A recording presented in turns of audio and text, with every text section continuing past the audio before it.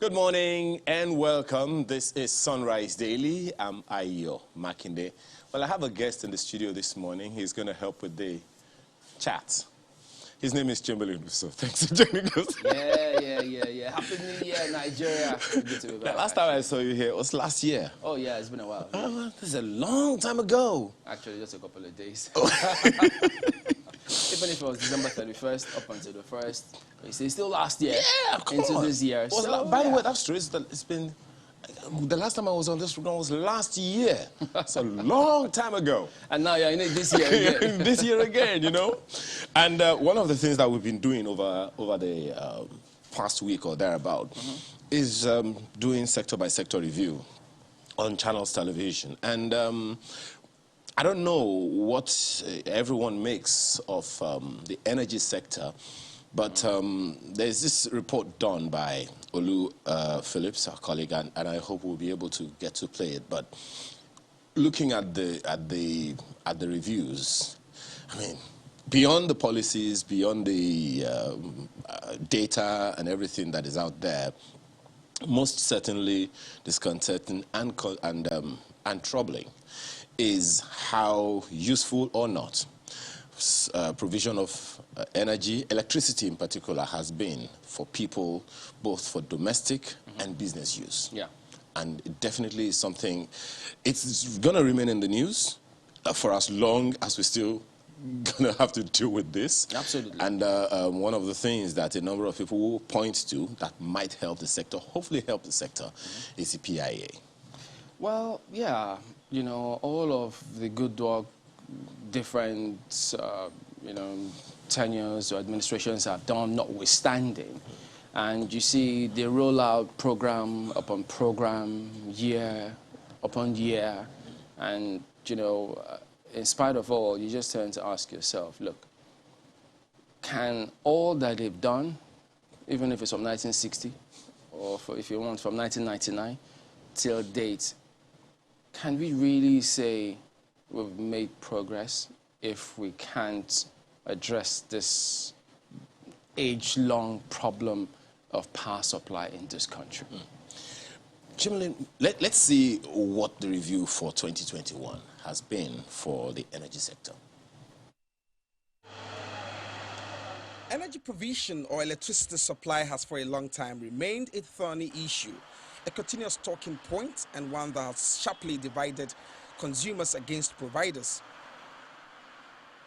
The huge sums of money budgeted and supposedly spent in dollars versus its inability to deliver or otherwise is to simply say consumers, Nigerians, want more energy supplied to them, while operators want the right pricing and payment for the product being delivered and demanded. Call it cost-reflective tariff or the argument by consumers to have more before they can pay more.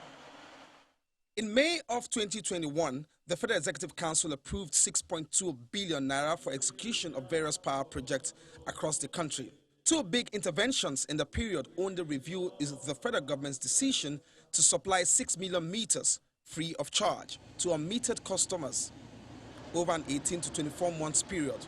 Of that number, only 1 million has been activated, and that's to be shared across the distribution companies in Nigeria. In 2019, President Buhari signed an agreement with Siemens German worth 2 billion euros in the first instance.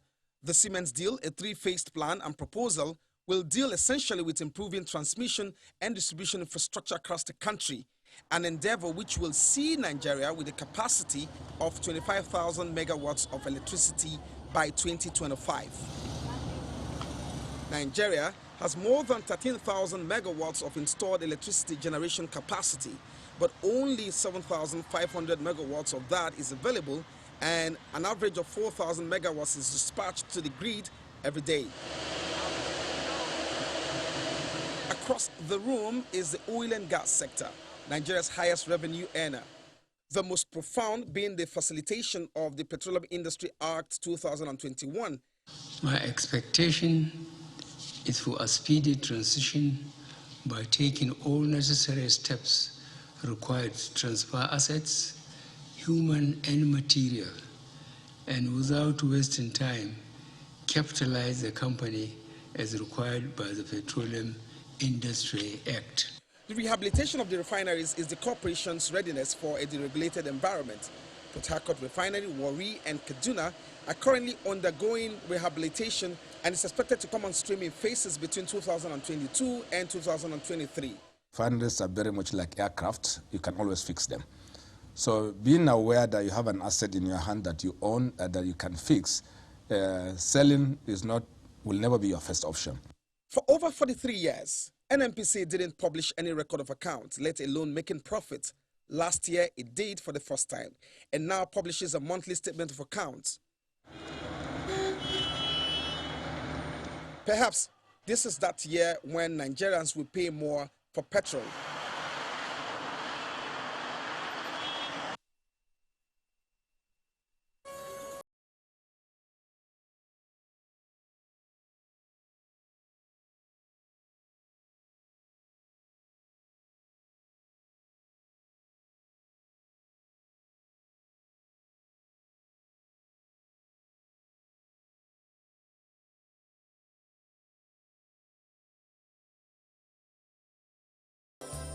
Just before we go into the papers, I guess that's the general review of what 2021 has looked like.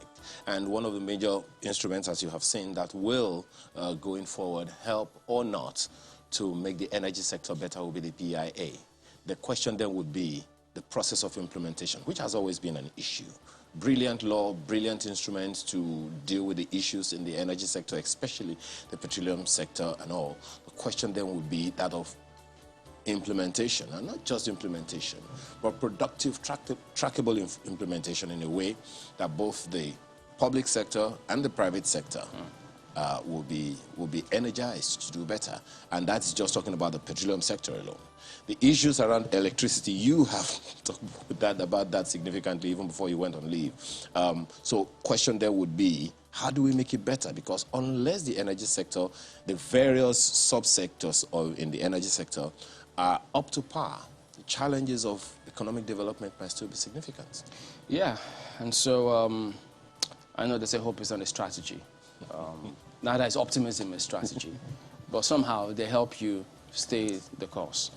Well, that said, let's take a look at some of the dailies and see how they highlight what is going on. Let's start with Nigerian Tribune this morning. They are talking about the budgets. There you go. Presidency. Why Buhari signed 2022 budget despite insertion of 6,576 new schemes. Well. And yeah, I mean, this is not new, basically, in terms of presidents, having a thing or two to say about what National Assembly always does to the budget after they submit it. It's been on for a long time, not just this president. Remember, former President Yaradua also said the same thing. They had that complaint as well, but it continues. I guess we'll just hang on until... The question that there are two sectors, if you ask me, that would need to be asked a few questions around there. Of course, the National Assembly's various committees had public hearings and had interactions with the various MDAs. What kinds of representations did the MDAs make to warrant the National Assembly reducing the budget of more than 10,000 projects of the federal government and inserting new ones, which are still going to be executed by the same ministries, departments, and agencies?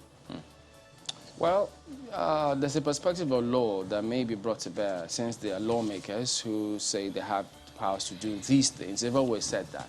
But look, let's not forget that they meet themselves behind closed doors. They talk about all of these things. So it's not always what you see. There's always a lot more.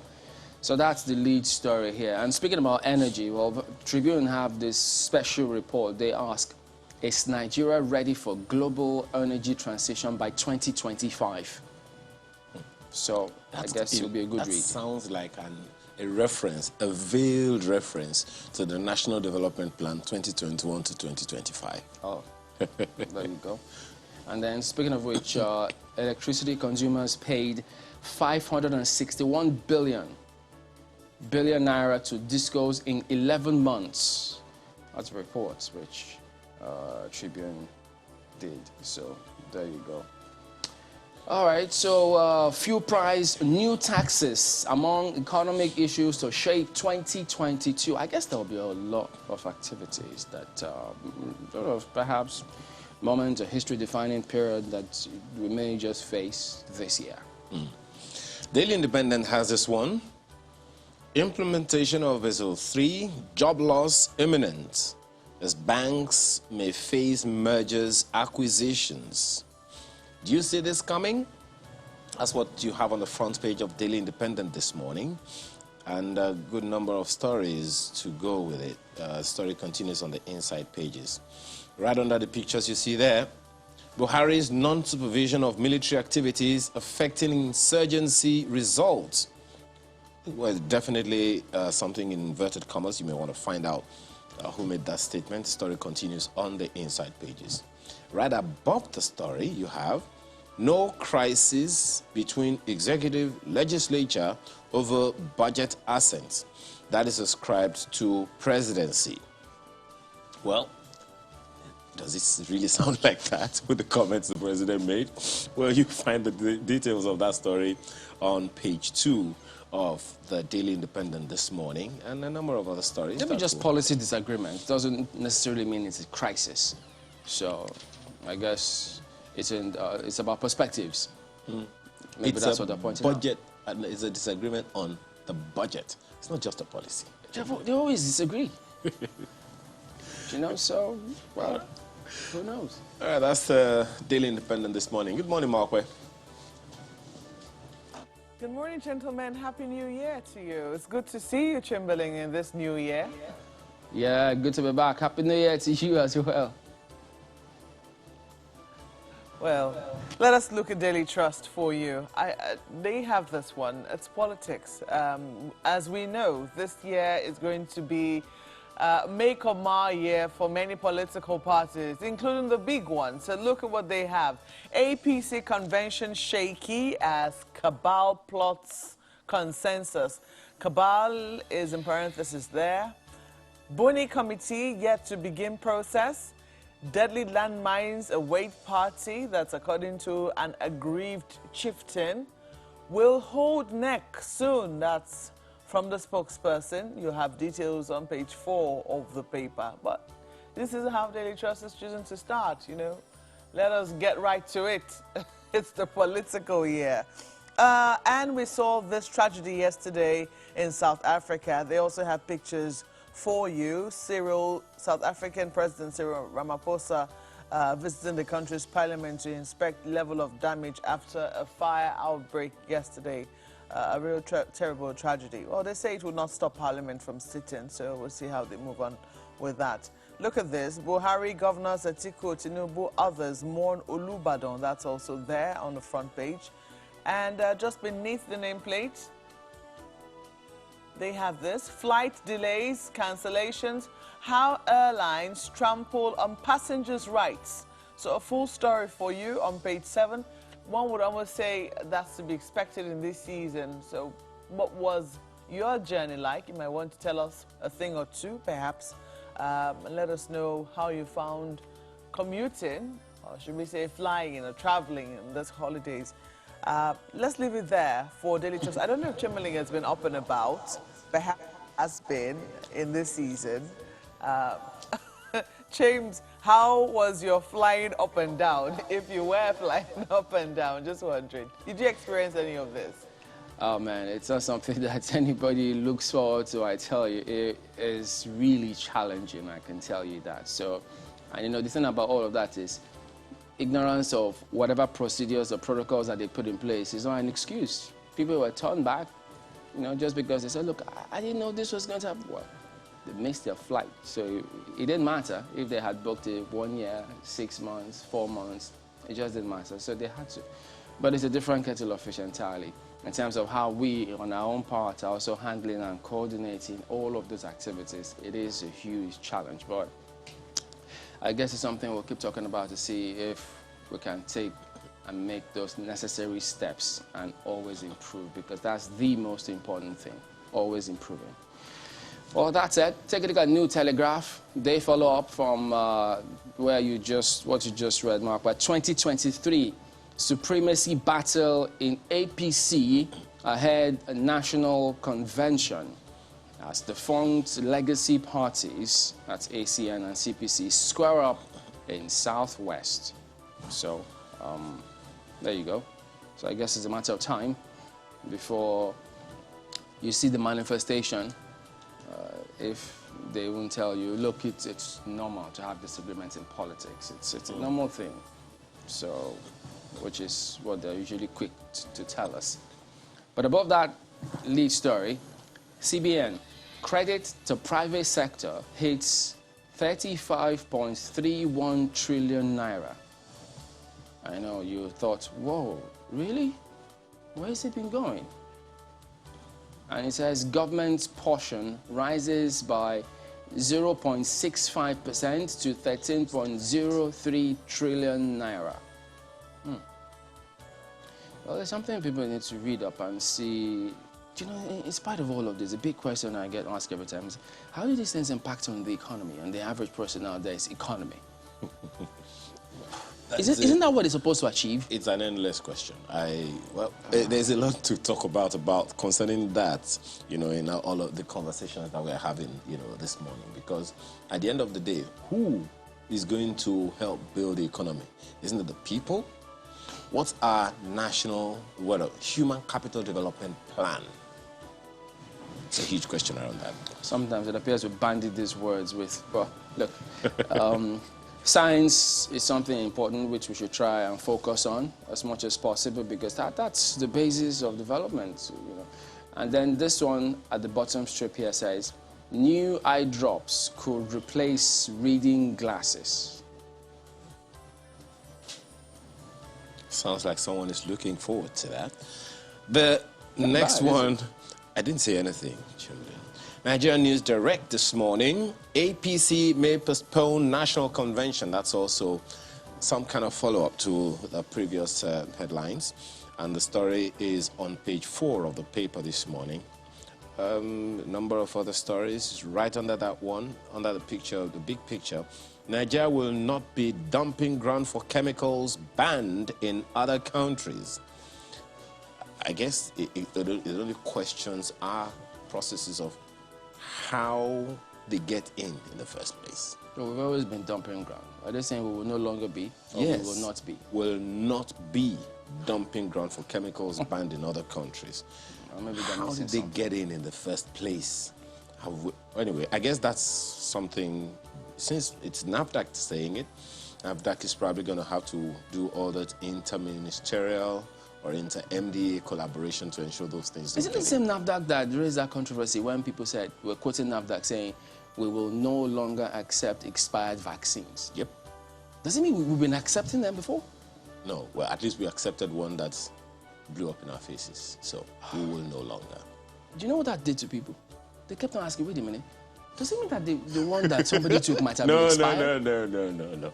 Absolutely not. The ones that people took were not expired. I mean, they raised the... How did the information get out in the first? It must have come from the agencies of government that knew about it. Why did they say we will no longer accept expired vaccines? It was too short, too close to expiry before we received it, hoping that we'll be able to... No, I think we will not accept again. I think there's a word again. No longer. This is the same as saying again. It's not an English class, Chamberlain. Markwe, that's the Nigeria News Direct this morning. Don't let Chamberlain put you in a tight spot. He certainly knows what he's doing this morning. But look at this. Vanguard has this. They're not going to 2023. We're just in 2022. And that's precisely where they're staying at. 2022, how to rescue Nigeria. They have a number of people there. Okay, it's like we have two different versions. So that's the Lagos version they just put up for you.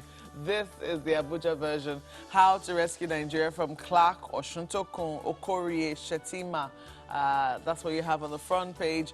We must resolve to live together in love, unity, fight terrorism as a common enemy. Buhari must heal Nigeria to stave off threats to our corporate existence. We need political will to bring about badly needed changes. That's from Shetima. We must avoid predilection for misinformation, disinformation, and lies. That's from Oshuntoku. And of course, they also have that story which you already saw on the front page. Olubadan throne, all eyes on Lekan Balogun as Oba Adetunji passes on at 93. Look at this, 2022 budget. There won't be crisis between executive and legislature. That's from the presidency. And a number of other stories which I might leave you to do yourself, but let me be fair this year. Mr. and Mrs. is right on the front page. It's a public holiday. Never mind the fact that sometimes we just go on and say, you know, it's another day of the week. It's another day of the week, yes, but it's a new year and it's a public holiday. And Mr. is telling Mrs., I enjoyed every minute of the New Year party.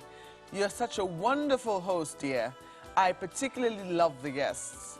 And Mrs. goes, which of the guests? 95% of them are ladies. And Mr. says, is that so? Next year, I'll be more observant. Never mind, he's saying all of this while standing right at the bar. So who knows what the spirits have got to do with it. Let's leave it there for Vanguard newspapers. Oh dear. All right, take a look at The Guardian next. It's a different tangent. 1 year after, still in limbo. I know. The Africa Continental Free Trade Area, that's agreement, and so it's still in limbo, The Guardian reports. And then it says, many countries yet to develop implementation strategy. Sensitive products may come under liberalized list as timeline passes. So this is going to be a big question for the continent in terms of, you know, there had been those who were, well, not downright pessimistic about it, but they just thought, will we be able to overcome that implementation challenge, that stage? Are we going to, you know, move past that one? Well, I guess now we've gotten to the river. Yes, my apologies. The concerns are genuine. There is no taking it away. You know, there was a conversation we had when an economist was telling us we make so much, there's so much talk about producing. There is one thing to produce, another thing to add value. Much of what we have, the values are added by other countries within the country. And the result of that, the profits on that goes back to their own countries, you know. So it's through their own diaspora remittances and all of that. Whatever money any foreigner makes in Nigeria, they have to, one way or the other, return it, because that's what Nigerians also do, returning those things to Nigeria. So what's our capacity? How are we going to grow our capacity to add value to those products, those raw materials and those products, to the point that they can get to exports quality level across board in every part of the world? Remember that concern that NAFDAC raised about Nigerian products being reverted back to, you know, being rejected in Europe? Including some of the products, agricultural produce. Yeah. Where also, I don't remember, maybe I didn't check if we addressed it to ensure that it meets up with that international global standard. So the challenge is in MDAs working together to achieve it. There is no two-way about it. There are responsibilities for SON, there are responsibilities for NEPC, and of course NAFDAC would have to play its own role, and every ministry, department and agency that has to do these things need to come together to do them. But, you know, just food for thought, do we think that the person out there in the marketplace understands what our policy is? Do they package their products based on what our policy is? That's if they know it. There you go. That's a look at the dailies then. So we're back in a moment. Stay with us.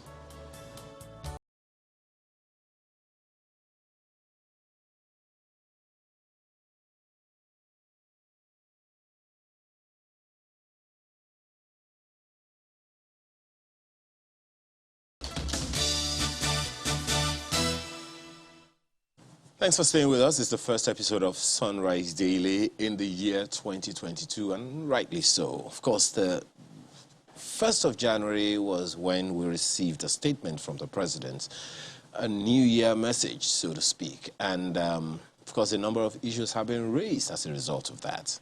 To have some conversations around some of the issues raised and how to take them further. Let's welcome Gabriel Idahosa, who is Deputy President, Lagos Chamber of Commerce and Industry. He's a financial consultant and fellow Institute of Chartered Accountants of Nigeria. Thanks for joining us this morning. Thank you. As well as Dennis Amakri, who is a former Assistant Director, DSS. He is also a security consultant. Thanks for joining us this morning. Good morning. Mr. Idahosa, let's begin with you. For you, of course, critical among the issues raised are issues around economic development, fighting corruption, and security. Well, you are in the finance sector. It sounds something like the economy. For you, what are the things that are outstanding in the president's statement?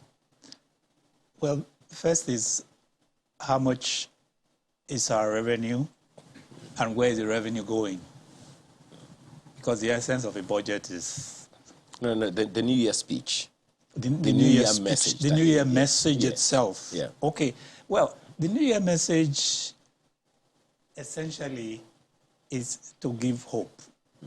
But in terms of what we are seeing, there has to be a basis for that hope. And that's the dilemma in addressing the message. Because if you are looking at the key ingredients of where the hope should come from, security, for example, the economy, and just overnight, the day before 2021, you know what was there. And you're asking what will drive this new message. So that's really the question on the minds of a lot of people. For example, you can't grow an economy that is significantly challenged by security. There's no economic science to grow an economy that is significantly challenged by security. But the president referenced in the economic, the GDP wins. Well, he said, and I quote, "The major wins we have recorded can be clearly seen in Nigeria's most recent GDP figures released by the NBS.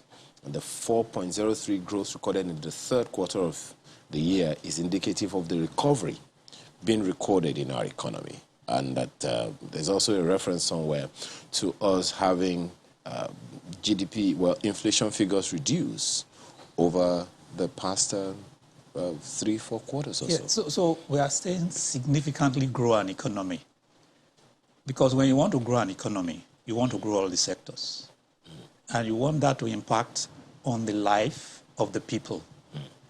Because an economy can grow, for example, because the oil price has gone up. Even volume of oil hasn't gone up. The oil price has gone up, so your numbers just go up. So in our context, we are saying, what is economic growth for us as Nigerians? Is that my income is increasing and I'm able to afford most of the basic things of life. Then the economy is growing. But if the economy is growing because of some statistical movements, let's say in the price of oil, and I take it that the economy has grown because we are getting more money from the sale of the same product. The economy has grown. But in terms of the Nigerian, how much of that increase in the price of oil ends up as additional income? So for you and I. What if one's income doesn't grow, but the value of the currency grows? That is if the value of the currency grows. But the value of the currency is moving in the other direction. Because you said that if one's income grows, can he afford more? So I'm just asking, wait a minute, so what if, I mean, would we prefer the income to grow or the value of the Naira? Because that will also have something to do with the inflation rate. The value of the Naira is not growing, is not improving. So we take that as given. We know that the value of the Naira, it's... But it's also not falling as projected. I remember, we'll come to Mr. Magri shortly, because as at September or thereabout, a number of people projected that the value of the Naira to the dollar would be close to 1,000. Well, those projections had no basis. There are just figures that, of course, we are in a free, everybody can say whatever. But just saying the Naira goes to 1,000, you have to look at what you mean by that. What will you buy with that? There was no way it was going to happen, but you can have those kind of discussions. The realistic thing is what we are having now. Okay. Because we have to understand that when you bring any products, you buy any product at 600 Naira to $1, for example, you have to sell it. But if it comes to Nigeria, nobody can afford it. You can't sell it. Okay. Well, one of the things that you said the other time is that you cannot grow the economy when you are secure, you have challenges in security. And one of the issues raised in the New Year message of the president is the investments we have made in security. Mr. Makri, is it any comfort to you that Nigeria is making those investments in security as opposed to the effect of government's efforts at stemming the tide of insecurity? Yeah, thank you very much. When you look at the speech itself, you find out that most of the speech was concentrated on security. About 9 paragraphs were basically on security. And of course, the president came out to say that he has spent a lot of money to re-energize and reorganize the military itself. And of course, he also said that it's because of that we have a lot of insurgents surrendering, you know, as a result of the reorganization and all. Yeah, that is very, very fine. But all the same, you find out that the man on the streets is still worried. I don't think they've actually had a feel of this. A lot of money truly had been spent on security, but at the same time, if the man on the street have to feel it, then we should have the human security side of it, which the president also mentioned, that right now the best thing is to shift. And of course we've said this, the national security strategy has even mentioned it, that we want to, you know, shift a little bit to human security, where the humans are going, you know, the citizens are going to feel, you know, the security impact on their lives. So I hope that shift will be made, because it is becoming so difficult to make that shift. For almost about how many years now, we've been talking of human security. The Police Act of 2020 also mentioned it, that it will be more human-oriented, but those things have not come up to fruition. Well, but Mr. Makri, I mean, when you say you hope, it suggests as though you don't have the necessary, or the speech doesn't give you what you are looking for, to the extent that you're hoping that certain things will happen. I stand corrected on that one. But for you, what do you think is the most important challenge that we need to address when it has to do with security, to the extent, as you said, that the man out there will have that confidence that really and truly something is being done and I can feel it? You see, it's a situation where we have to actually look at holistically, we want to look at this problem. Just like the other speaker was saying, that economic factors affect security, and security factors do affect economy.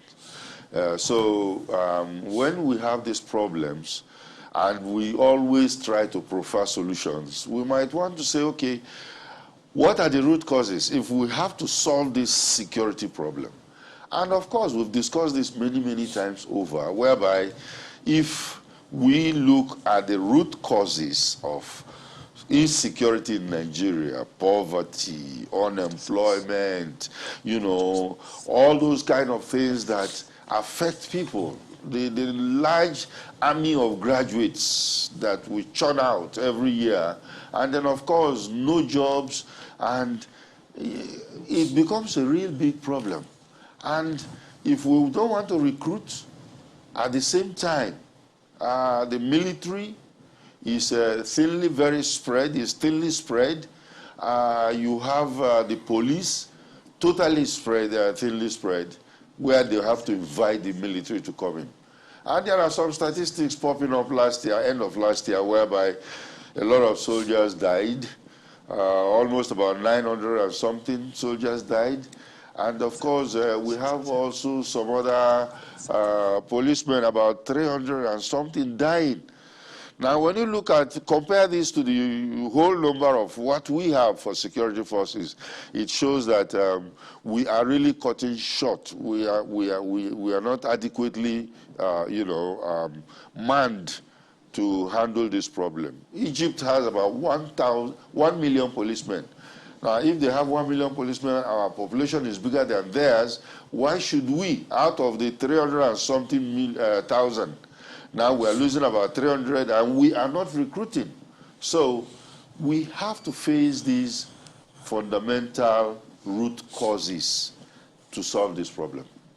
Well, if you could just take a listen to part of what the president said when he made specific reference to security, perhaps this gives a window into the thinking, the strategy, perhaps advice that security agencies are giving to him. So let's listen to it.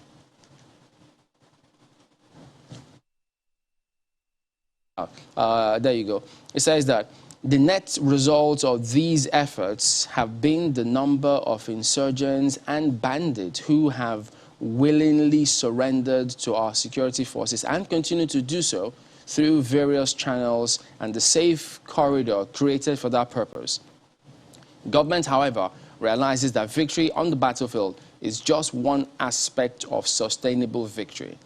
We know that to fully win this war, we must also win the peace, and real security lies in winning the hearts and minds of the affected citizens. To this end, working with our international partners and neighboring countries, we will be deploying multifaceted solutions that will be targeted at addressing human security at the grassroots before it leads to insecurity. Yes. Does it tell you, look, this is where the presidency is concerning the state of affairs when it has to do with security? Because all will imagine that this statement will be predicated on the advice that is given to the president by relevant security agencies. I totally agree with the president or the writers of that particular speech, where they said that, we win the war, but winning the peace is what is necessary. And how do you win the peace? You win the peace by winning the hearts and minds of people. That's why I'm saying that we have to bring it down to street level where everybody, all Nigerians will feel it, that yes, we don't have any problem. I can wake up at 2 a.m. and say I'm traveling from Lagos to Benin and then do it without fear. And this is the situation. That level of security is what we are looking for. So winning the hearts and minds, yes, very, very important. And that's why we say the human angle should be brought in. We need to apply the whole society approach. The whole society approach where everybody is involved in fighting this. I keep on saying it that many people don't believe that we're in war. We are actually prosecuting a war.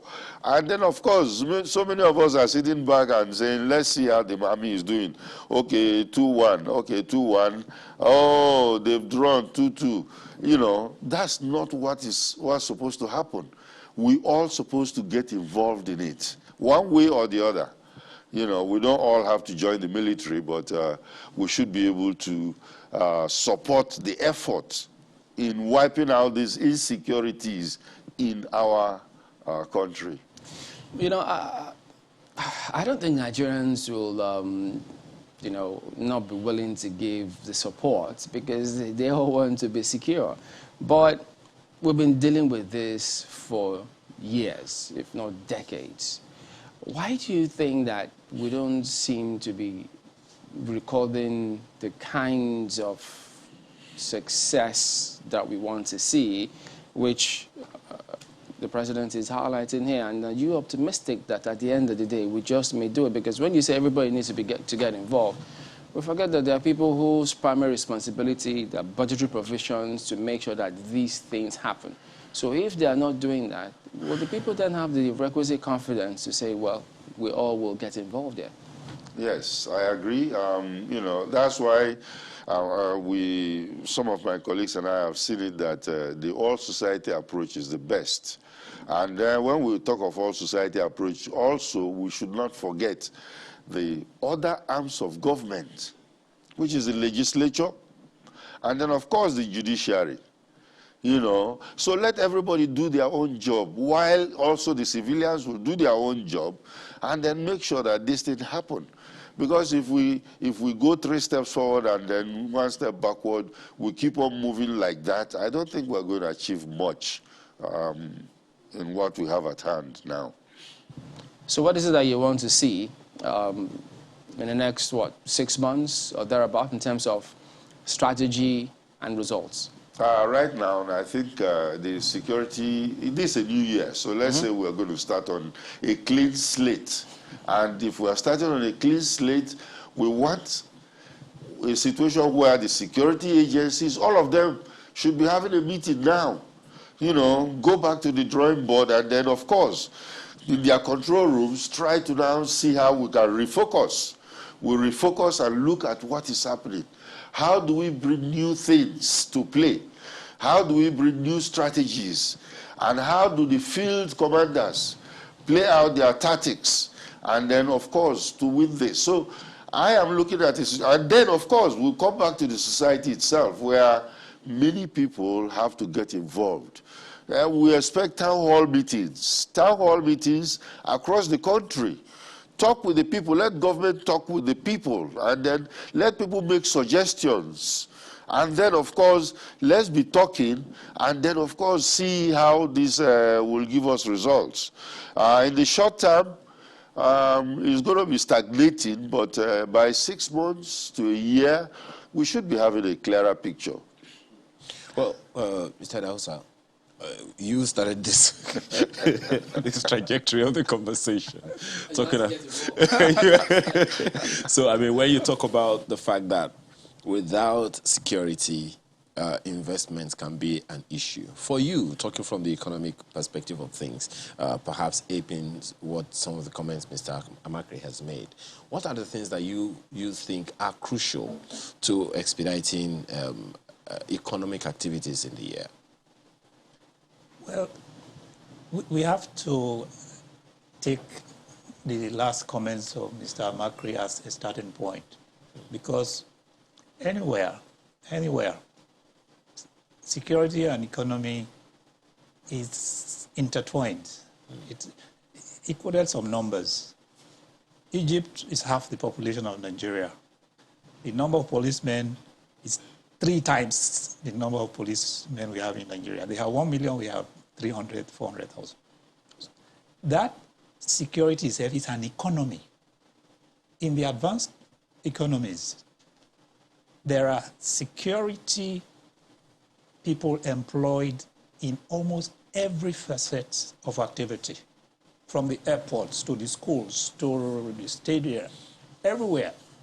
Security guards and security services are an integral part of the economy. So you want to invest significantly in that aspect of the economy. That's why we said significantly, the security to be significantly improved.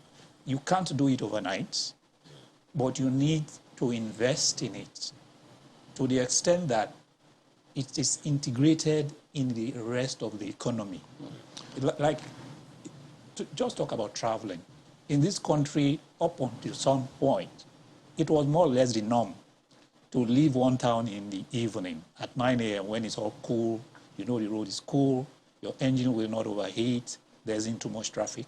And you will ride, as I have done many, many times in my life, drive from Kano to Maiduguri, leave Kano by 9 p.m., get to Maiduguri at 6 a.m., perhaps only 3 or 4 vehicles on the road, and it's very cool. So, first of all, any significant economy in the world is a 24-hour economy. You can't have an economy that operates only 12 hours, from 8 a.m. to 8 p.m. All the economies are 24-hour economies. So if security allows you to work only for 12 hours, then 50% of your productivity is gone. But one can imagine that they will still run a 24-hour economy, despite the what is obvious, because the internet doesn't sleep, for instance. Yes. People are always running things online and all of that. But there is something you referenced the other time that I would like you to bridge, and that's the fact that on the one hand we have the figures that point to the trajectory. Item 14, for instance, of what the president said, points to the fact that despite the challenges we faced as a nation, the good news is that we have so far recorded 4 consecutive quarters of growth after the negative growth rates recorded in quarter 2 and 3 of 2020 due to COVID-19. We'll come to the COVID-19 effect in a little bit. But bridging the reality of people with the figures that are released, of course by economists, that's the challenge, because some are wondering, okay, we have recorded some growth, some reduction, yet our buying power, my colleague mentioned the other time, is still pretty much the same. You also referenced that the Naira is not growing, but the economy is growing. Where is the marriage? Well, the economists themselves talk about growth and development. You can be growing, but you are not developing, because all that growth is happening in silos in the economy. Because when you say the economy has grown by 4%, it means that some sectors have grown by 5%, and some sectors have not grown at all or have declined by 4 or 5%. So you average it out. The unfortunate thing is that most of the growth are in narrow silos of the economy that does not impact you and I. Because the vast majority of Nigerians work in sectors that are not doing so well. So if you are working in the bureaucracy, for example, your salary is fixed. If you are working in the retail industry as an employee, your salary is fixed. But if you are in the ICT, if you are an IT expert, providing outsourcing services and earning US dollars from Nigeria, you are doing extremely well. If you are exporting high-value items, you are doing extremely well. So there are sectors of the economy that are doing extremely well, but there are very few sectors. The vast majority of the other sectors are not doing well. So when you average it, yes, you are having 4% growth, but the vast majority, the rural farmer is not doing better than he or she did 2-3 years back, because the production from the farm is about the same. The farm loss, the post-harvest loss is about the same. The cost of moving the products from the farm to the city is about the same, even getting higher because the roads are getting worse. The cost of transportation is increasing. So they are not seeing that 4% growth. The people that are seeing the 4% growth are the ICT people, the technology people, the entertainment people, a few industries that are doing extremely well. Which many of them actually did and doing by themselves. They do it by themselves. Without the necessary structure. Absolutely. But you raised an issue, Mr. Dahosa, about, in fact, you drew a difference between growth and development. I'm at a loss because I actually saw a document earlier that talks about National Development Plan since 1958, and then development rolling plans or rolling development plans, whichever one comes first, over the years until now. So how far we have gone with those, are those even still as relevant as they ought to be? I guess those are some of the issues we want to take a look at when we return from this break. Please stay with us.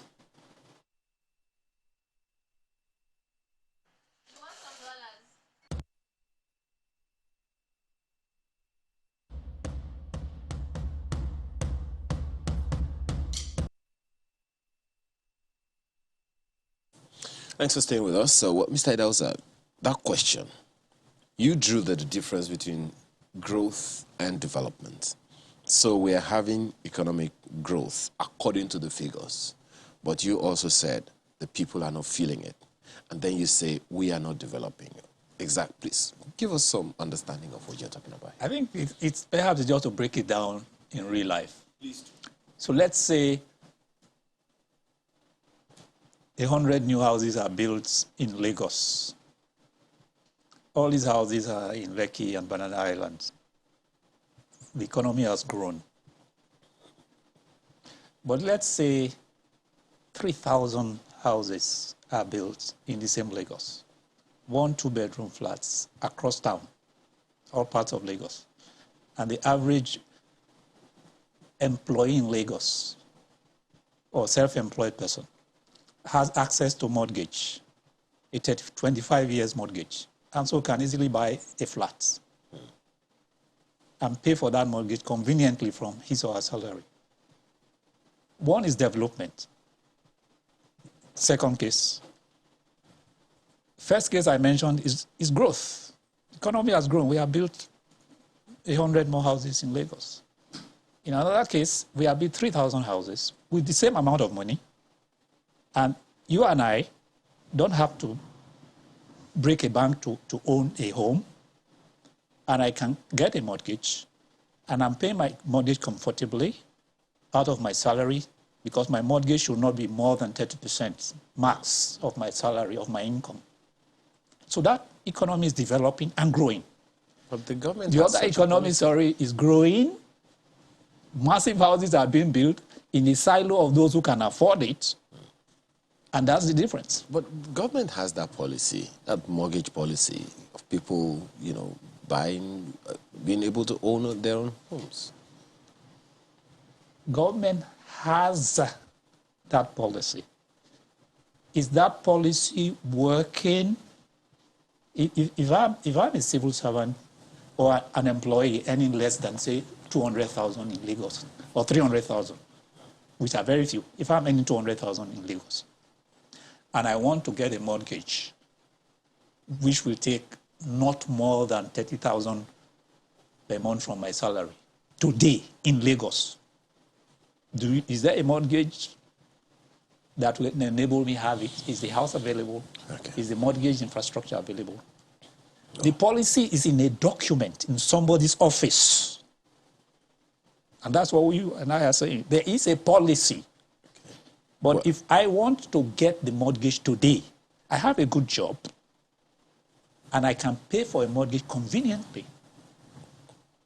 Okay. Can I apply and get the mortgage? I think I'll leave government to come and do the explanation themselves. Marco, go ahead. And these are key questions, Mr. Idahosa, the questions that you have raised in terms of the earning capacity of our people, the declining value of the naira, and what really the personal economy of many Nigerians are. And I imagine that sometimes government also thinks about this, and perhaps, maybe they're also still thinking of solutions. When you look at where we're coming from, for instance, a time where you could travel from Kano to Maiduguri overnight, you could drive by yourself, not too many cars on the road, the earning power of the average Nigerian then, how much they took home as salaries, and where we currently are, and even where those so-called high-end earners, what their salaries are. And you look at that vis-a-vis what they can buy and what they currently enjoy. It's a long way off, you must agree. The question is, how do we begin to increase the earning capacity of our people in such a way also that our naira gains value in such a way that it trickles down to even those who are earning the minimum wage, so that what it is that they earn can actually take them home at the minimum? Well, the value of the naira it's not created by, interestingly, the central bank or the Minister of Finance. A lot of people say the value of the naira is high or is low. Central bank should do something about it. The value of the naira is what I buy and what I sell. So if we can enable ourselves to produce a lot more in the country and consume those things in the country, the naira will go up. It's not very complicated. But if we don't produce locally, we don't have the capacity to produce locally, then the naira will continue to fall. But why are we not producing locally? First is power. If I have a small factory and I can produce toys or I can process food, and I don't have power for the whole day, I have to buy my own generator. I have to buy diesel. I have to maintain that generator. And I'm competing with a fellow small factory in another country that has 24-hour power supply, that has access to loans at very low rates, at 2 or 3%. And here in Nigeria, I have to pay 16% to get the same loan. I cannot compete. So the producer in another country sells it, produces goods cheaper, dumps them in Nigeria, and the naira falls. So how do we turn it around? We have to empower the industry to be productive. Industry is large and small, and we have to find a way to do it. And again, that is not rocket science. We are looking at our budget and we are asking ourselves, how much is being put to production of capacity to grow the economy? Power.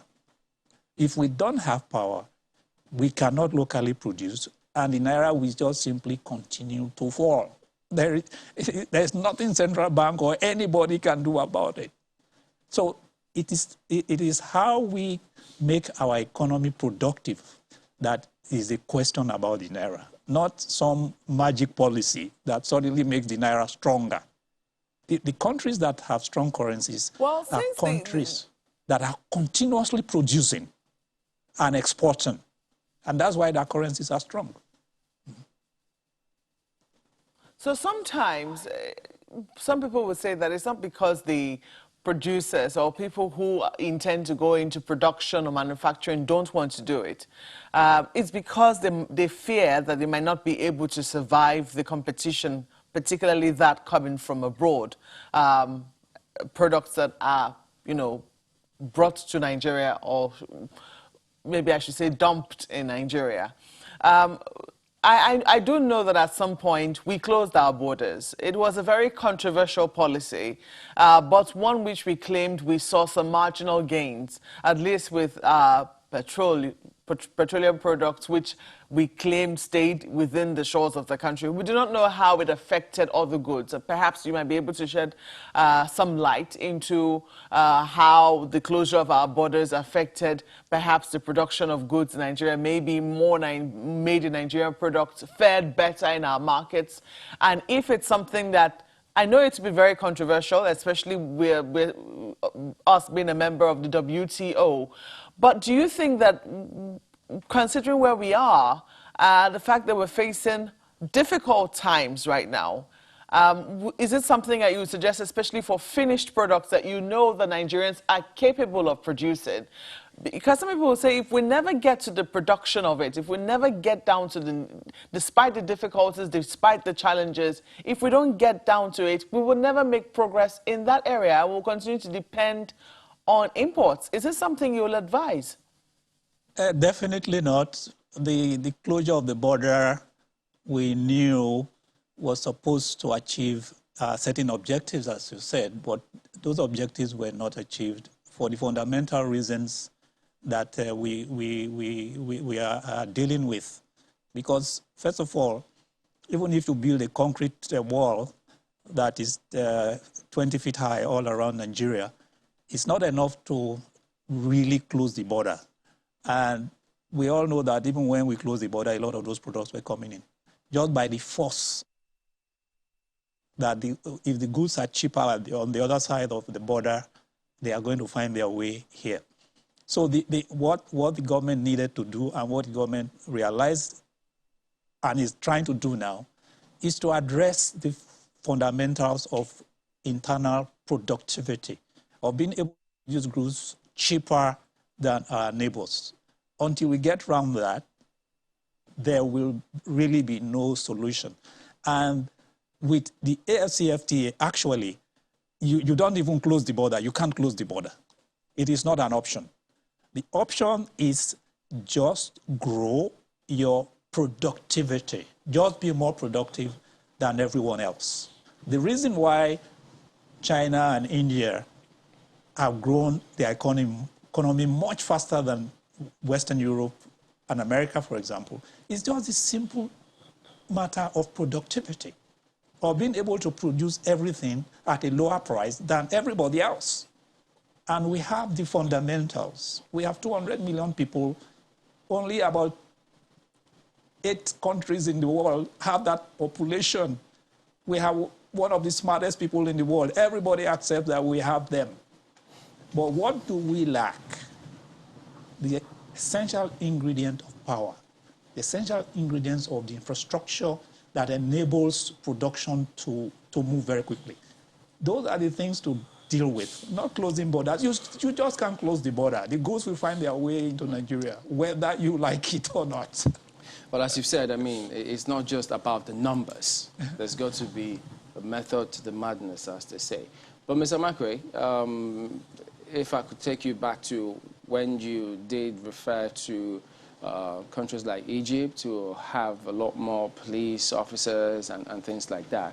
Again, on that principle of perhaps it not just being about the numbers, because as we've seen with the economy, well, you heard him say that, look, we need to address the fundamental issue first, power. So if we can solve that, you will see every other thing just feed into it and things just blossom. But when it has to do with security, well, I don't know if it's going to be easy to let the people know or convince the people that government doesn't actually know what the problem or the challenge is. That may be a tough ask. But we've also seen questions raised about the structure of our security in terms of security architecture. We've seen governors, we've seen different people, they pumped funds into different aspects of security. The same governors today complain about how they seem to be, not getting any kind of results. So is it just about the numbers? Because it appears that we will keep doing the same thing and getting the same results. Thank you very much for that. It is not a matter of numbers alone. We have a fundamental problem whereby the numbers we don't have, and then of course the tactics, because policing is not just having a whole bunch of policemen on the streets or having a whole bunch of mopoles, driving all over the place. And of course, we've said it many times, where you have a lot of like 7 or 10 mopoles escorting a local government chairman. A local government chairman who is supposed to be friendly to the local people. That's why he's their chairman. But he carries about 7 mopoles. And I think for Nigerians, our mentality is that is the power. The definition of real power is our problem here, whereby they feel that the more mopoles that follow you around, the more powerful you are, or sometimes even governors, when they withdraw their mopoles from them and they say, oh, I'm not secured anymore. The Inspector General should send me more policemen and stuff like that. So it is not numbers. It is tactics. You know, like if we have to take an example from the United States, where they have the SWAT team, which we were trying to copy. And that was when the NSAS thing started, the Inspector General of Police said, okay, we are going to cancel SWAT, NSAS, then we'll institute SWAT. Now, I raised an issue then because that's not the way to go. You know, the way to go is, if you want to bring in SWAT teams are specially trained forces, just like the special forces you have in the military. They are specially trained. They don't go and mount roadblocks. They are always in their camp or wherever training. And if you have a situation of kidnapping, if you have a situation of terrorism, they come out. You call them to come out, and they go in there and take care of the problem and then withdraw. So it is tactics. That's special weapons and tactics, SWAT. It's not just policemen that you want to use in changing NSAS, SARS, so that they can go and also mount their own roadblocks. So it is not a matter of numbers, it's a matter of tactics. And then, of course, we have to deploy these people properly. Our deployment is really bad. We don't have enough to police the society. But you find out that sometimes you need to see the length of our convoys. You know, I just shake my head, because what are we trying to do? Protect one governor who is going somewhere with about 26 SUVs. You've raised a number of questions, Mr. Amakri, about transiting from protecting the state to protecting the people. Yes. The only question then is left to government to answer, which is, how do we achieve that within the shortest possible time? Thank you very much for that. Well, for now, we have to thank you very much for your participation on our program today. Dennis Amakri is former Assistant Director of DSS, and he is also a security consultant. Thank you so much for your time. Thank you for having me. As well as Mr. Gabriel Idahosa, who is Deputy President, Lagos Chamber of Commerce and Industry. He's a financial consultant and fellow, Institute of Chartered Accountants of Nigeria. Thank you so much for your time today. Thank you. Sunrise Daily continues right after now with a similar topic. We'll be back. Welcome back. Well, yes, Seun Onigmide joins us next. He's a co-founder and director for Budget. Thank you for coming on today. It's a pleasure, Chamberlain. Well, you've been looking at this budget for a while. But if you would just take a look at some of the immediate comments of the President of the Senate and then the President. So the President of the Senate says it's not something anybody should worry about, all of this in session. So in other words, the President may have made that comment, but they don't think it is anything to worry about. How does that come across to you? It's not good enough. First, they are of both same parties, so definitely there should be a policy trust that is guiding the party, and so they should be able to have that understanding. Because the project is the vehicle to execute political party promises, is the instrument of policy to make that happen. And so if the presidency is thinking this way and the legislature headed by the same party is thinking that way, it's a problem. And the first challenge you see there is that it's all about interest. Everybody's trying to and we are it's the 2023 elections are here, we're in the pre-election year. Everyone is trying to insert items to the budget for their own political benefit. And I think the grouse of the presidency is that certain items in the works and housing, power, where critical ministries to them, and transport, certain budget items where the allocations were reduced significantly. And the National Assembly used those reductions to now insert new items into the budget. Is this significant for you? My apologies for butting in. Is this significant for you that the executive and the legislature are not on the same page concerning those issues? And is it even new? It's not new. It's a time memory. And I think it's because there's this understanding that, let's not forget that the budget itself is an appropriation bill. Yeah. So it's a legislative process. And if it's a legislative process and it's the creation of a law, the National Assembly has a bit of latitude to make adjustment as much as possible. And I think that is grounded in fact. Okay. Even though the executive always believes that we are executing the policy and we understand these things as a whole. But we must understand that National Assembly is within its right to adjust the budget. But we must now ask, in what interest? If you insert constituency project, you call them empowerment project, and you unpick your party members within your local community and you give them, solar lanterns and you give them mini machines. I mean, that is not in the interest of the country. That is not for any national benefit. And I think that is the problem we're going to have with the 2022 budget. We'll come to that. My apologies. We'll come to that. But there's something you said earlier that I think might need a little bit of probing. It is an assumption, rightly or wrongly, that when a political party comes into power, they're supposed to have some ideas of what they want to do in the interest of the nation. So if it so happens that the same party that controls the executive controls the legislature, is it safe to assume that they should be on the same page per policy when it comes to issues such as this? Exactly. They should be on the same issue. I know we don't run a parliamentary system. We run a presidential system, which means that it's not as integrated as it should be. But the problem is that even if that doesn't happen, there should be some conversation, some presentation conversation, of the budget to say, this is the policy trust of this government. And as a member of the National Assembly, we want you to support that policy trust. We want to fire our railways. We want to get out these roads completed. We want to get these waterways fixed. So everybody has an understanding. And everybody goes to the House in carrying that agenda forward. And when that doesn't happen?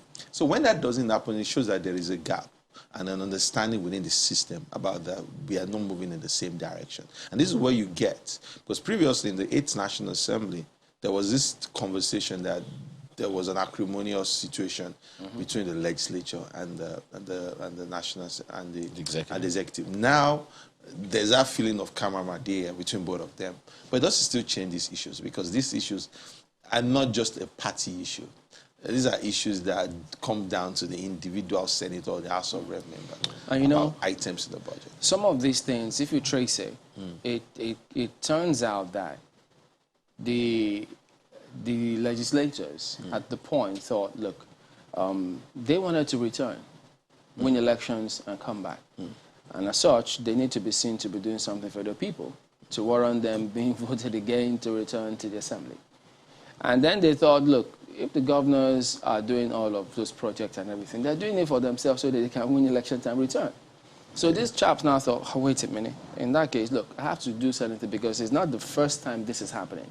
And I think we also heard the Minister of Work say at some point, look, this project, I think it was even mentioned here, that these are projects that are supposed to be executed by states that you inserted here. It's not federal government to do some of these things. So these problems, however much we discuss them, they put it there so that they will be seen to be doing something for the people and then they can return. I think we've abused the role of the legislature. We have abused that significantly, and it has permeated into a culture. The legislature is meant to represent the interests of the people, make laws, and oversee the executive. Beyond that, why have we built this structure of the legislature must provide handouts? And it started from the legislature being overpaid and have this room of a lot of money, and they now be able to dole out cash and money and cars and gifts to people. And gradually, people took it for granted. So someone who is a member of National Assembly, lives in a 2-bedroom apartment, gets into the National Assembly, comes back and throws down a huge mansion and gives an understanding to the public that, yeah, there's a whole lot of money to be made in Abuja. Then the people started making demands. And now we're in a point where whatever you have or whatever you get, it's not even enough to continue that retail charity that you were doing. So now people now take the budget as the instrument to perpetuate that. It's not acceptable. Okay. Because what you say is that before we studied National Assembly budget, we studied the constituency project for like last 6-7 years.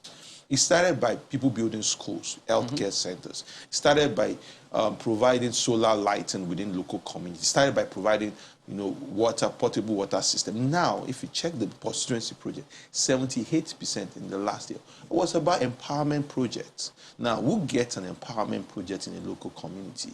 The budget of a nation supposed to be used to advance personal political opportunity. What did this empowerment project constitute? Is it cash-based or sometimes still it's on cash. project-based? Sometimes it's cash. Sometimes it's Tokumbo vehicles. Sometimes it's milling machines. Sometimes it's giving people solar lanterns. Sometimes it could be, just helping traders and sometimes. But we have always struggled with the choice of people that get these benefits, because clearly it always has that political undertone.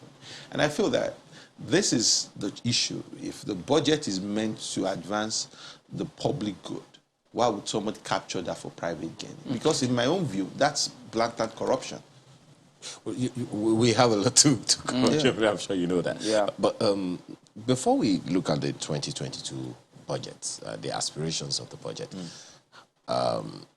your institution has done some review of the 2021 budget. What would be your performance evaluation, or rather, what is the performance evaluation of budget? I remember, I think it's about the third quarter or so, the Minister of Finance was saying that as concerning the expenditure expectations of the budget of 2021, the federal government had performed up to 70%. What is budget's take on all of those things? I feel that there is, if you look at it, because you have to go on two sides, the revenue side, we're not doing well on the revenue side. The issues remain. The silver lining in the revenue side has been on the independent revenue. That's had a significant growth recently. The independent revenue has significant growth. But on the expenditure side, and most of you look at the oil revenue, we're not doing well. In taxes, we're not even growing. We're not as aggressive as we were previously. But I can't understand why in the pandemic there's still challenges about that. But the expenditure side, we've been spending, and there is no way we've been spending that. We've been borrowing significantly, and we've also used the CBN facility, in the way that's never been used before, which will definitely have wider consequences for the economy. And for me, I feel like if we're going to take the capital expenditure as a bulk and say, have we done well? Yes, we have done well. But the question is the capital expenditure, it's an aggregate. There's so many things that we as budget don't agree with. That either it's a wrong classification for capital items, or it's either even not of benefit to Nigeria, or not the best use of debt, as the federal government currently does. I feel there is no fiscal discipline in this government. That's just my own point. Because it looks like just any single thing can get into the budget as a capital expenditure. And if you follow the news, we will be mentioned that. The ICPC chairman also mentioned that the duplicated items, the items that you can't even classify as capital projects. And when the president, and I'm coming back to the initial comment, if the president says we are inserting items in the budget, let's not forget that the executive still has control over what is disbursed for projects. So if you insert 20,000 items in the budget, I choose not to fund it. You can't hold me against that. Okay, we'll return and ask, look, how will that play out, if at all it happens? Don't go away.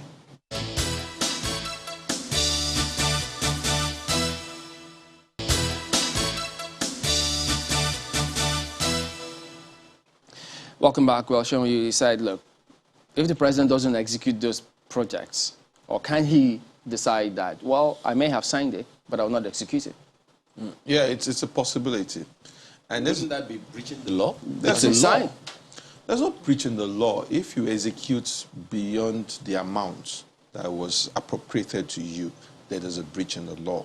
If you execute a project that is not in the budget, there's a breach in the law.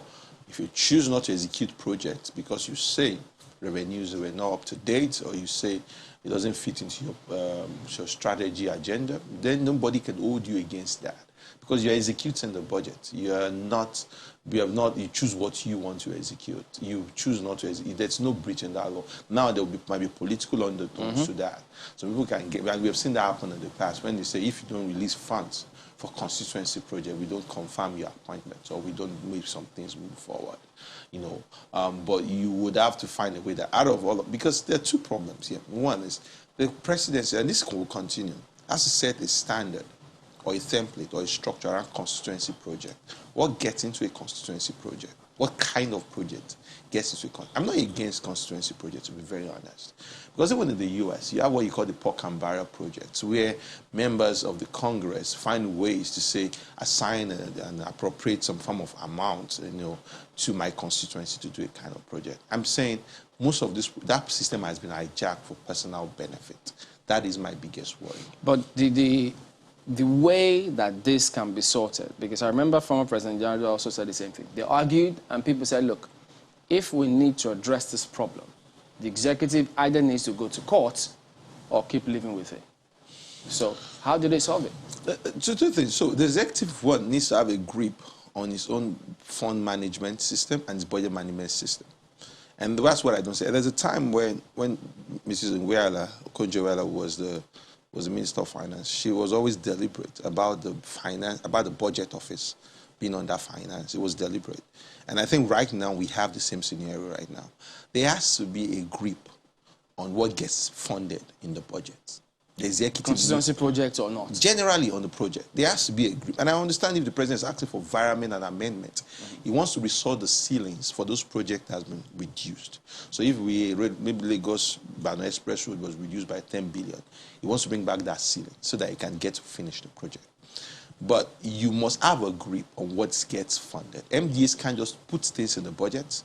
National Assembly can't just put things in the budget, and because of that, you go fund it. But the one for the National Assembly, what law is being broken there? Because if they inserted those projects and the budget was passed, it's different from an MDA putting things in the budget that has not been approved by the National Assembly. I don't think the executive will go to court because, like I said, if you look at it from the basis of the budget being in legislation, you would know that the National Assembly reserves the right to adjust the budget. Because it's like I give you a law and the petroleum industry bill. You will make an adjustment, you remove some clauses, you include some clauses, you make adjustment. If the presidency chooses to go to the court or the executive, I think personally they might lose. And that's nobody is accepting this political solution in some sort of way. It's the law, so they can make adjustment to the law. The extent of that, the executive might debate that, but I feel that's semantics. The way forward is that you have a much more tighter grip on your control, on your budgeting process. So what would the grip entail? Grip means to set guidelines, what gets funded. These are the priority projects of the government. These are the projects that we will fund because they fit into our national development plan, they fit into our strategic trust. If a project does not meet the criteria, it doesn't get funded. Nobody's going to hold you against that. So because you might say you can insert anything in the budget, but it doesn't mean it gets funded. And we are interested, the president is not running for a second term. But so it's not mean that somebody's going to hold that against him. Well, you wanted to cite an example the other time of provisions made, part of the comment that the president made, provisions made for as many as 10,733 projects were reduced, while 6,576 new projects were introduced into the budget of the National Assembly. That is what many people quote as, okay, maybe this is causing some slight friction between the executive and the legislature. But the significant thing in that comment is that the president said some of those issues, my colleague raised that issue the other time, are supposed to be states and local government funded projects. The president also said in that comment that, look, some of the issues raised in those 6,000 plus projects, the capacity to execute those projects by the MDAs there are lacking, and they may not have been significantly or adequately costed. How significant is that in the scheme of things? It's a problem. So the first problem is that the insertions that you see in the budget might not have been properly costed. which is right, and which is why I say the president has to have a grip on that process and make sure that his own projects get properly funded. Because everybody inserts everything just for political benefit. And all of those things also have a mismatch. I mean, we've done the analysis of it. You see a school of oceanography implementing solar lights. You see a National Human Rights Commission distributing ICT equipment. And if you look properly, it's a constituency project. It's because someone overseeing that committee, that MDA, sits in the committee, is a member of the committee. You can't go to another committee, say, Minister of ICT, please put this project for me. So he puts it into an agency under his supervision. Now, does that agency have the mandate to execute that project? No. Or the capacity. Or the capacity. You know, or even to be able to do a proper procurement system. There are questions around that, because one of the questions the number of people will want to ask is, okay, so who is going to police that? But don't answer that yet. Markwe has a number of questions for you. Go ahead, Markwe. Hello, Sean. It's good to see you. Happy New Year. Well, if you look at the fact that a budget is how a government executes its promises to the people, and the legislature will also argue that they are a part of government. I mean, they are part, especially when the party in power at the executive level, you know, is also in power in the legislature. For instance, the leaders, the legislature, are of the same party with the president. Can we really argue that, you know, whatever it is that they're doing, you know, is really for personal gain, when you know that whatever it is you're able to deliver to your people is essentially what gets you re-elected? Even the executive, that's what it's trying to do through the budget. What's wrong with the legislature seeking to do same through the instrumentality of the budget? Yeah, it's about you. Thank you, Markwe. I mean, it's about the beneficiary analysis. And for me, I mean, anything is always geared to getting results for the people. But, I mean, if you unpick some few people and you use the budget to benefit that, I don't think that's an appropriate use, because you can even concentrate all your constituency project in a single locality just because you know that locality gets you the highest number of votes. You can choose to disenfranchise people. Now you cite those projects. The government should be responding. Public resources should be for the good of all. I mean, and I think that's the challenge I have with that. The executive would say, we want to win elections. The legislature says, we want to win elections. But like I said, the whole thing started from us overpaying the National Assembly members, in my own view. Them trying hard to make sure that they match the executive in how they do their retail charity and how to do this empowerment project. That not been enough. Now, you know, mainstreaming that into the budget process. We cannot have enough. We have, let's not forget, we have 100 billion naira already as a constituency project that has stayed for like the last 80 years. Now, there's another 37 billion that's been added this year already into the constituency project by the National Assembly, just because we have an election to go. And by the time you look at that, those projects are micro projects. I mean, why is the federal government executing a 5 million naira project, a 10 million naira project? The federal government should be the big pipe where everybody is feeding into, you know, the states. So you do Lagos by the express road, and somebody's doing the Lagos to Abeokuta, you know, extension part of that. And that's how it's supposed to be. But if you have everybody, the federal government being all things to all people, then definitely it's not the proper way to use resources. So I feel we have to go back to the legislature, you know, living truly to their meaning. They are there to make laws and represent the people, and to oversee the executive, because this road that we are going, it will never be enough. It will never be sustainable, in my own view. Yeah. Okay, let's set that aside. Let's look at the fact that constantly there's always that friction between the executive and the legislature in terms of increasing revenues for the budget, projected revenues. One, the price of crude is always slightly increased. I do not know how you see that. You see the executive being, or the legislature being overly optimistic. They have an argument for that. They've always argued that, you know, whatever, if the price, the difference between the projected price as given by the executive and the actual price on the market, especially when it is higher, the difference is supposed to go to the excess crude accounts, and oftentimes when funds go there, they're hardly appropriated for when they're spent.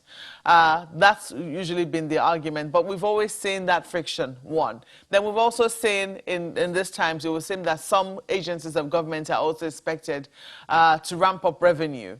You heard the Senate President saying that he believes that agencies of government should be able to bring in at least ₦1 trillion into the budget in terms of revenue projections. Given what you know, what are your thoughts with regards to that? I mean, the first one about the budget benchmark, it's a question of the executive being conservative. The National Assembly wants to raise that so that they can have more revenue projections to the budget. So you want more revenue, and you also want possibly even to reduce the deficits. So, I mean, when you see those insertion in the budget, aggregating some amount of money, is because the revenue side of the projection has been increased, and now you use that opportunity to now bring in new projects to the budget. So I think that's the politics you see out there, because it's not because they feel they have some macroeconomic model that tells them it might be much more favorable. It's just on the wimp that, yeah, it looks good, then we would be able to get an extra 200 or 300 billion if we're able to increase the oil benchmark price to $62 per barrel. I don't think so. I feel that we could have stayed more conservative and maybe possibly put more money into the NSIA and be able to now have targeted investment in infrastructure. That's what I believe. And I think that's very critical. But it is what it is.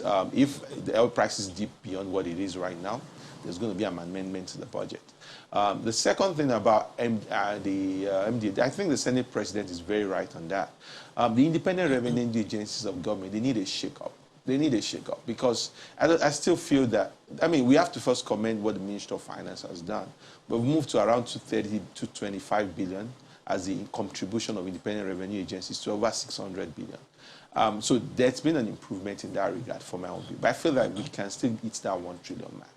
I mean, we have over 150 agencies that are supposed to be revenue generating for the government. The CBN, the MASA, the NCC, several agencies like that. Even the radio stations, the TV stations. In some sort of way, there should be. Pause on that. I'm talking about the government agencies.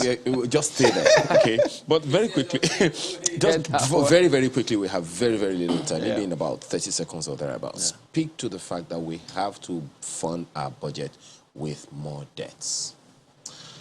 It's a fact, and it's something that we can run away from. But because to raise our revenue, it's a long-term work. It's not something we would change overnight. Because revenue, or taxation that comes from revenue, it's an extension of growth. If an economy does not grow in the way it should grow, and when I was listening to the last panel, we were talking about growth and development. Mm-hmm. If an economy does not grow, you don't get to properly tax it. You can keep trying and keep squeezing people, but reality of the matter is that you're not, that should be the fundamental plan. How do we grow this economy? And when we grow this economy, how do we tax it? And when we tax it, how is it governed by a social contract? Means I'm paying to government, and when I'm in distress and I'm challenged, the government is ready to support. And not just the oil revenue and non-oil revenue. That's an anomaly. It should be a tax revenue and a non-tax revenue. But we can't run away from debt right now. But what are we using debt for? Is it proper? That's the question. And the other question is, look, we can borrow all we want and do all we want, or capex and all. If you don't solve power, you'll just keep going around in cycles because you want to address the main problem. Well, that's it for this segment. Seun Igbide is a co-founder and director, Budget. Thank you for coming on. It's a pleasure, Chamberlain. All right. So we'll be back and take a look at your comments. So just give us a moment. We'll do that.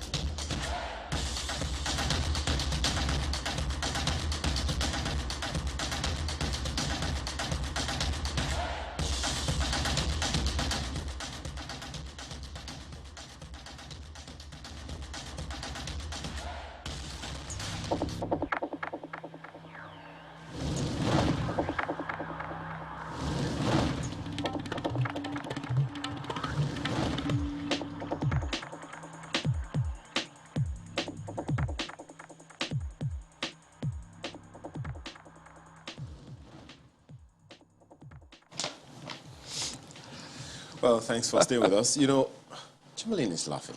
We'll come to that. Interesting comment here. Yeah, well, yeah, I mean, we put out word last year. Oh, yeah. Yeah, last year we put out that word that, look, send us, you know, your best wishes for 2022. What are your hopes and aspirations, personal and national? You want to take the first one?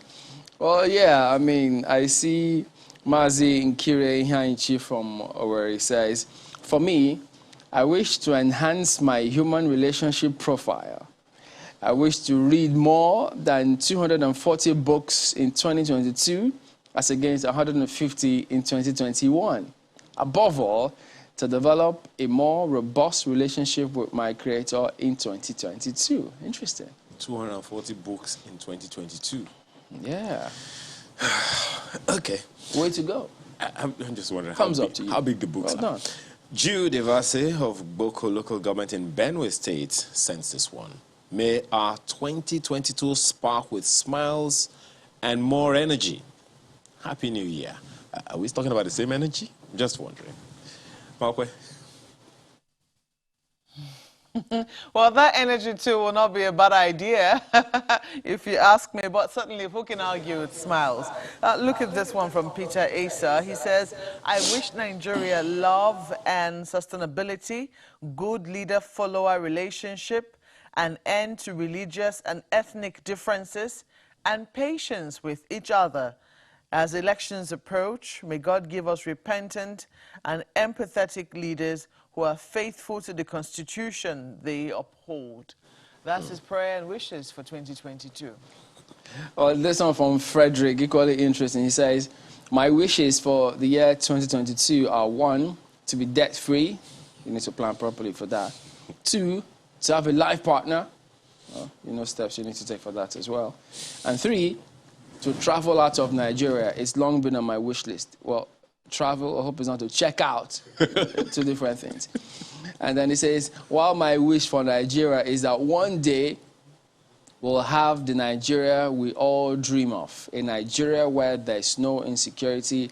A Nigeria where her currency has value. A Nigeria where the rights of our citizens are respected. And I say amen. Edith Phillipson says, I thank God that as an individual and as a nation, we were able to overcome all 2021's challenges without breaking. I wish and pray that God open the minds of our leaders and every one of us to see ourselves as family and put our heads and hands together, blames aside, coming up with good ideas to make Nigeria the paradise we seek outside. I believe and see Nigeria rising into a giant nation in 2022. God bless Nigeria and happy, great 2022 for us all. I say amen. Amen to that, certainly. Well, this is from Hussein Makonjola from Kaduna State, and I believe he also sent a picture. Yes, that's him. Yes, alongside his meal. He says, I wish for good things and a prosperous year for myself and Nigeria. We should live in love. Let's make those around us happy with love in this new year. Happy New Year. Well, Happy New Year to you too, Hussein Makonjola. It's good to see your face.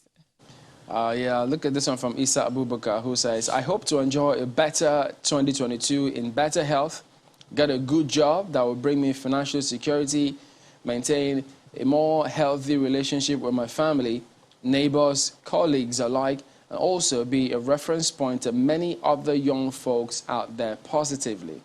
I hope to harness my writing skills, also moving it to greater heights. For Nigeria, I pray that peace, stability, equity, justice, tranquility, accountability, amongst others, are restored back to this great country in the year 2022.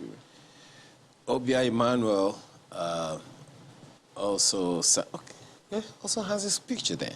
I wish myself, sending from Abuja, positive, dramatic turnarounds in business and wish to see a Nigeria free from rampant banditry, kidnapping, and insurgency. A Nigeria full of infrastructure, peace, unity, and progress. Well, you took my Abuja mail. I'm going to take your Lagos mail. This one is from Abifari Olajide, writing from Lagos Island. And he says, for 2022, I wish for myself favor, God's blessings, peace of mind, and prosperity. For my family and loved ones, divine, I believe this is maybe divine favor. I pray for protection, provision, and prosperity. For our great nation, Nigeria, I wish peace and prosperity over all the 6 geopolitical regions. I pray all our leaders lead with the fear of God. I wish transparency, speed in delivering justice in the judiciary. I pray for wisdom for our security personnel to combat all forms of insecurity that may erupt in any part of our nation. I wish improvements in power, agriculture, better economy, improvement in our education. I pray that peace, unity, and prosperity will reign all over Nigeria and the world at large. And the Sunrise Daily crew say, amen. I was going to say the church, but hey, it's bigger than the church right now, isn't it? Well, thank you so much for sending in your best wishes for yourselves and family and the entire country. It's a big amen all around. We pray that our wishes, well, we have to work because those wishes will not just happen. We have to work to make some of these wishes come true. So, thank you so much for writing in. Here's wishing all of us a very prosperous and splendid 2022. Thank you for watching. I'm Mawpe Ogun Yusuf. Don't forget, as Mawpe said, you have a role to play. So help us God. I'm Ayo Makinde. Have a wonderful day. I'm Chamberlain, so goodbye.